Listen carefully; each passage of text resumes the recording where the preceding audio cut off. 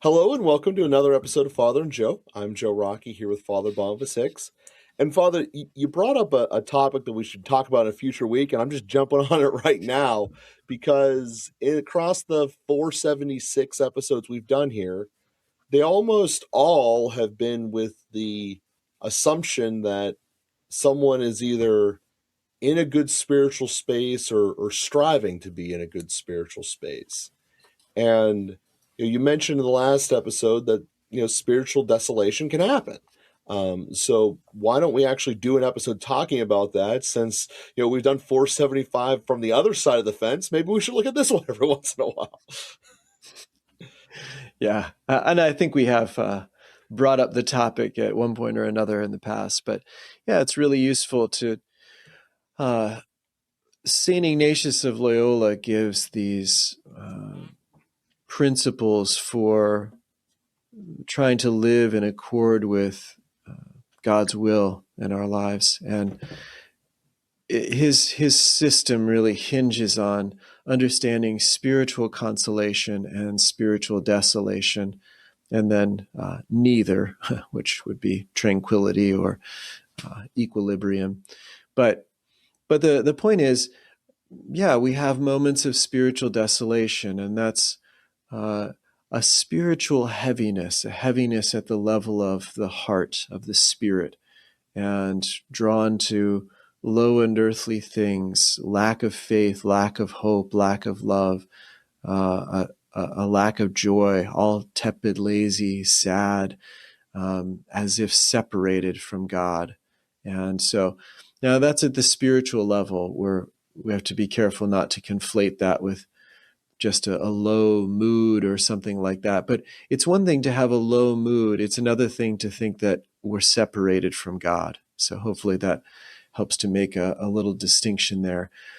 But we don't want to make spiritual changes in our spiritual plan in particular. But insofar as our business, it's like you don't want to hire and fire someone when you're weighed down in spiritual darkness and feel that you're separated from God. So it's not a good idea to hire and fire someone in that kind of mood. Or you mentioned in our last episode several ways that you might pivot from cold calls to another approach to making sales, and we want to make those more significant pivots in particular. We want to make those from places of light, that we have a little bit of inspiration. It's time to end cold calls. I can just see like something drops into place. We have some clarity. And that would be spiritual consolation, would be, again, at the spiritual level, to have a heart inflamed with love, or to be filled with joy over spiritual things, to have an increase in faith or an increase in hope, or to have that deep peace that we know comes from God. So those spiritual consolations are what I would call light. Our heart is uplifted. We're seeing more clearly. And in that, God is giving us a little bit clearer vision. So we want to pay attention in spiritual consolation. We want to be careful that we don't make spiritual decisions, significant changes in times of spiritual desolation. And so just that awareness of our inner state is really important. And to be clear, there are different intensities. Sometimes that spiritual desolation is for a few minutes, or an hour or something like that. Then we might just be kind of weighed down. It's not because we've done something wrong, or it's not even something that we can necessarily get ourselves out of. We just need to be aware of it, first of all, without judging or condemning ourselves for it, but just aware of it. It's like, when you can't make hay when there's rain. You need to wait for the sun to come out and the hay to dry up, and in order to bale the hay. It's just an awareness of what the weather is. We have sort of we have internal weather systems, you might say, and just need to have an awareness around that and be careful about the kinds of decisions, the sorts of thoughts that we're indulging, and the decisions that we make in times of spiritual desolation, contrasted with times of spiritual consolation. Saint Ignatius points out that spiritual desolation is a regular part of the spiritual life. So again, there's no shame in being in desolation. It can feel terrible, and our temptation is that it's all my fault. I must have done this to myself.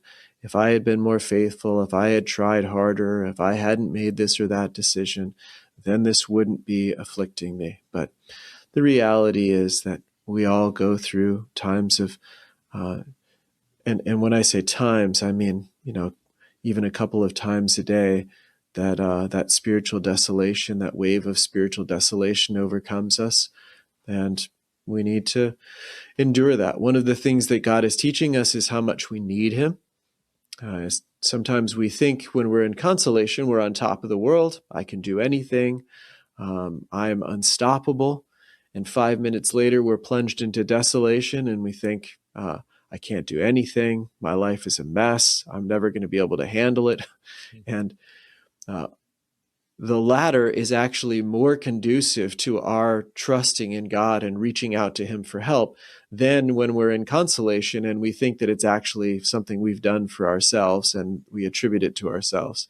So that purification of our motives, that increase of dependency, that humility that all come with spiritual desolation are one of the reasons God allows it in our lives, is to help us grow spiritually. But it's a real trial, and it can be a very serious trial. We can really struggle. Our worst comes out, our worst thoughts, and we might be tempted to make some of our worst decisions in those times of spiritual desolation. So we want to be aware of that, be careful about that, and then there are some ways that we can resist it when we're in it, just by praying, asking God for help. Sometimes there are some things physically we can do.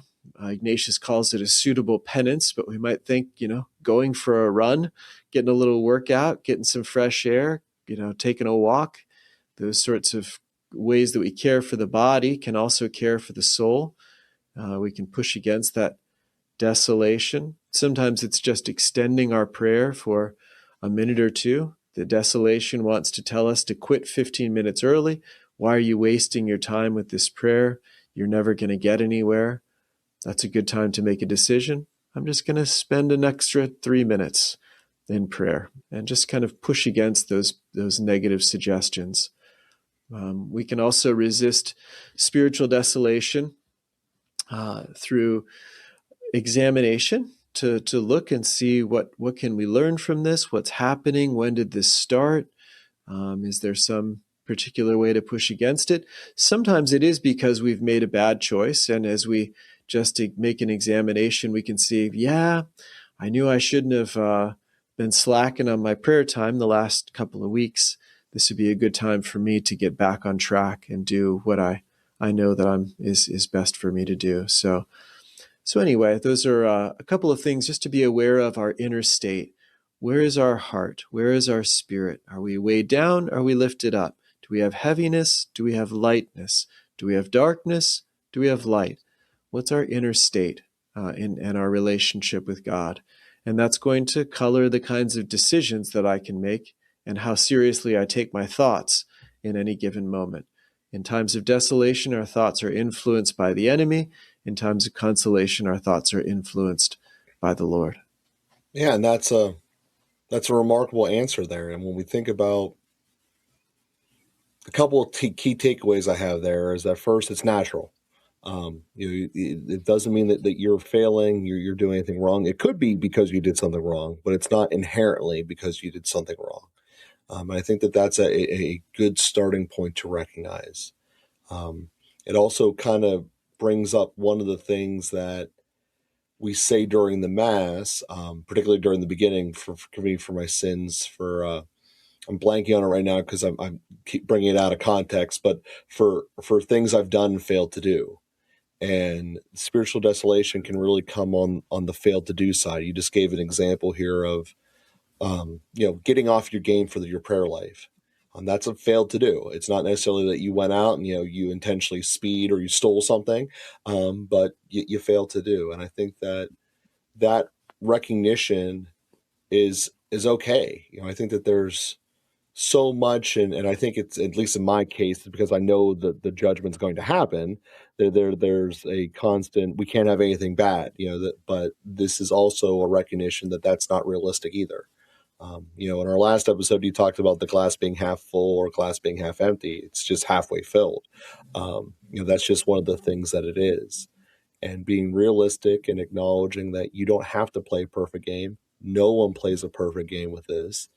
And what an outside perspective is going to be flawed anyway, because they don't have the same spiritual connection that you do, or motivations or stuff like that we spoke about in the last episode.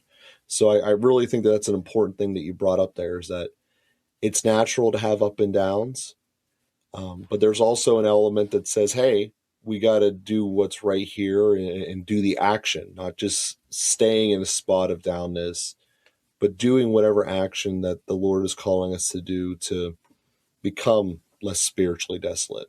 Going to Mass, opening up a prayer life, building up a relationship, things along those lines that will come to you if you sit back and allow it to happen. And I think that that's one of the important takeaways of this, is that you mentioned that spiritual desolation can happen from a lack of hope, but ultimately hope and faith are the two things that are going to pull you out of it, unless I'm mistaken. I might be making a jump that I shouldn't be there, but I believe that that's what you're getting at here. And I don't want to jump to your conclusion, but I believe that's the direction you're going. Yeah, Ignatius makes a distinction between abundant grace, which is what we have in spiritual consolation, and sufficient grace. So we always have sufficient faith and hope in order to persevere, to stay in it, like we were talking about in the last episode. Stay in it, don't give up. And we always have sufficient faith and hope to do that, to hold on, to believe that there's a purpose, to believe that there is a way out of this, even if I don't feel it. I can't see it right now, but I believe it. It's not a strong belief like in spiritual consolation, when I have like a lot of clarity and I really get it. And it's just enough to say, I believe, I'm going to hang on, I won't give up. And those are, that's sufficient grace. So there's always sufficient grace to persevere. And it's helpful to remember a little word of hope that Saint Ignatius speaks to us. Is he says, basically, always remember, consolation is right around the corner. It's almost here. It's just about to arrive. And that's always true. It's the amazing thing. When we're in desolation, it feels like it's going to last forever. The enemy seems to tempt us and say, you're never going to get out of this. Your whole life is coming apart. This is never going to get better. And there's a sense of powerlessness in it. We don't feel like we can climb out of it ourselves. We're not fully in control of it. There's no specific thing I can do every time to get myself out of desolation. So we can really feel that powerlessness. But Ignatius reminds us, it can just change with the snap of the fingers. And it's consolation is right around the corner. Don't give in. Don't give up. Just hang on. You're almost there. And I think that that's one of the real pressure points that people have is I feel like I've been doing this grind for long enough. It should be done by now. And your words there of, the encouragement of having the faith and the hope that it will work out and it will be successful, are wildly important and wildly powerful. And I think that that's something that, everyone's been there at one stage of life or another. You might be there right now, or you might have already gone through it, and it's probably going to happen again. I think that's the other reality of life, is that it's not like, oh, I get to check that box off. I don't got to do this again. I lost all my baby teeth. Now I'm done. This is something that's going to happen and flow. And again, I think the two big parts is that it's around the corner for the success of getting out of the desolation, and that being in it is to a degree natural, but it doesn't inherently mean that you did something wrong, and that there's pathways that you can go to success. And I think that that's the takeaway from this episode, is to look at areas where you could, can take some steps for yourself to sort of get the feeling of a little bit of that control. to be able to go in that direction out of spiritual desolation. So we thank you all for listening and being with us here today, and we will be with you again next week.